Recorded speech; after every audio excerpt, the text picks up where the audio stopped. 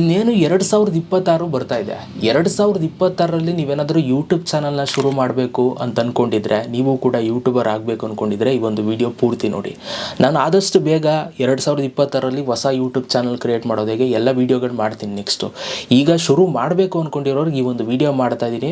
Video ಪೂರ್ತಿ ನೋಡಿ ಏನು ಅನ್ನಿಸ್ತು ಅಂತ ಆಮೇಲೆ ನನಗೆ ಕಮೆಂಟ್ ಬಾಕ್ಸಲ್ಲಿ ಕಮೆಂಟ್ ಮಾಡಿ.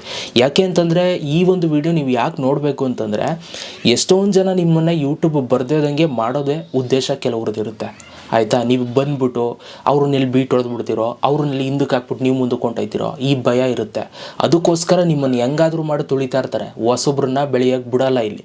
ಆಯಿತಾ, ಅದಕ್ಕೋಸ್ಕರ ಈ ಒಂದು ವಿಡಿಯೋ ತುಂಬ ಇಂಪಾರ್ಟೆಂಟ್. ನಾನು ಪರ್ಸ್ನಲಿ ಏನು ಫಾಲೋ ಮಾಡಿ ಯೂಟ್ಯೂಬ್ ಬಂದೆ ಅನ್ನೋದೆಲ್ಲನೂ ಕೂಡ ನಾನು ನಿಮ್ಗೆ ಹೇಳ್ತೀನಿ.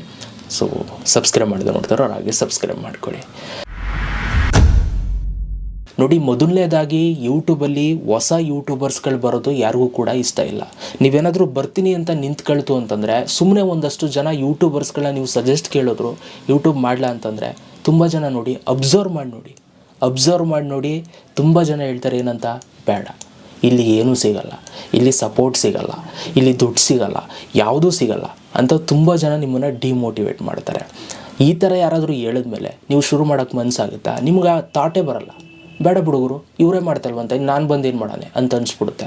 ಅದಕ್ಕೋಸ್ಕರ ಹೇಳುವಂಥದ್ದು, ಸೊ ಫಸ್ಟು ದೇಶ ಮಟ್ಟ ಚೆನ್ನಾಗಿರಬೇಕು, ಮನೆ ನಿಂತ್ಕೋಬೇಕು ಅಂದರೆ ಅದಕ್ಕೋಸ್ಕರ ನೀವು ಯೂಟ್ಯೂಬ್ ಸ್ಟಾರ್ಟ್ ಮಾಡ್ತೀರಾ ಅಂತಂದರೆ ಫಸ್ಟು ನೀವು ಯಾರನ್ನು ಫಾಲೋ ಮಾಡ್ತೀರ ಅನ್ನೋದು ತುಂಬ ಇಂಪಾರ್ಟೆಂಟ್.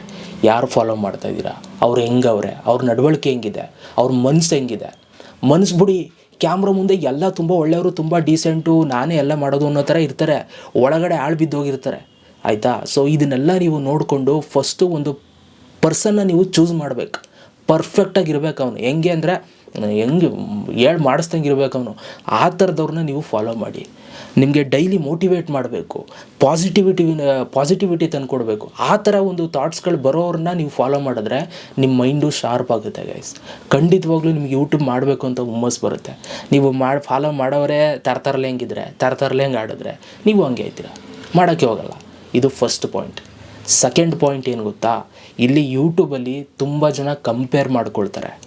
ಯೂಟ್ಯೂಬ್ ಬಂದ ತಕ್ಷಣ ಕಂಪೇರ್ ಮಾಡ್ಕೊಳ್ಳೋ ಸ್ಟಾರ್ಟ್ ಮಾಡ್ತಾರೆ. ಅವ್ರಂಗೆ ನಾನು ಯಾಕಾಗಲ್ಲ, ಅವ್ರಂಗೆ ನನಗೆ ಯಾಕೆ ಸಪೋರ್ಟ್ ಸಿಗ್ತಾಯಿಲ್ಲ, ಅವ್ರಂಗೆ ನನಗೆ ಯಾಕೆ ದುಡ್ಡು ಬರ್ತಾಯಿಲ್ಲ, ಅವ್ರಂಗೆ ನಾನು ಕಾರ್ ತಗೋತೆ, ಅವ್ರ ಥರ ಯಾಕೆ ನಾನು ಕಾರ್ ತಗೊಳಕ್ಕಾಯ್ತಲ್ಲ ಯೂಟ್ಯೂಬ್ ದುಡ್ಡಿಂದ.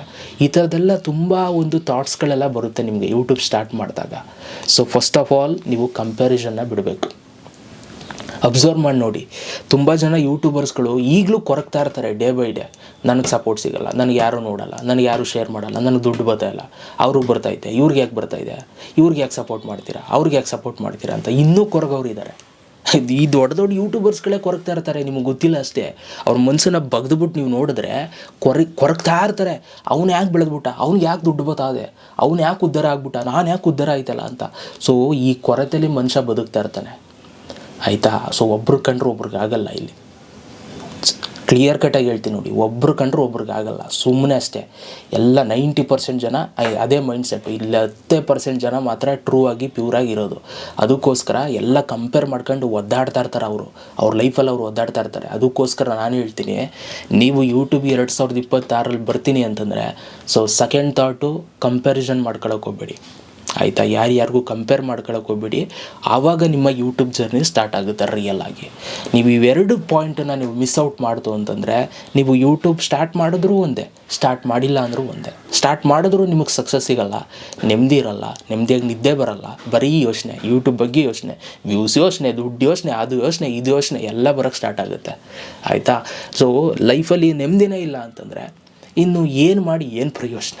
ಆಯಿತಾ, ಇವತ್ತು ನಾನು ಯೂಟ್ಯೂಬಲ್ಲಿ ಬರೋ ದುಡ್ಡಿಂದ ನಾನು ಕಾರ್ ತಗೊಳ್ಳದೇ ಇರ್ಬೋದು, ಬಟ್ ನೆಮ್ಮದಿಯಾಗಿದ್ದೀನಿ.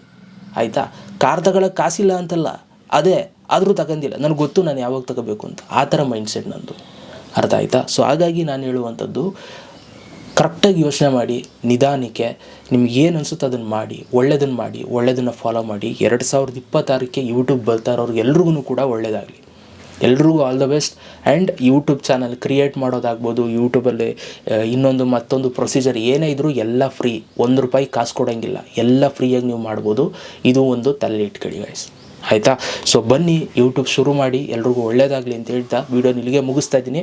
ಮುಂದಿನ ದಿನಗಳಲ್ಲಿ ನಾನು ಯೂಟ್ಯೂಬ್ ಸ್ಟಾರ್ಟ್ ಮಾಡೋದು ಹೇಗೆ, ಅದೆಲ್ಲ ವೀಡಿಯೋ ಮಾಡ್ತೀನಿ ಅಂತ ಲೈಕ್ ಇಟ್ಸ್ಕೊಂಬಿಡಿ, ಸಬ್ಸ್ಕ್ರೈಬ್ ಮಾಡಿ ಇಟ್ಕೊಂಡಿರಿ.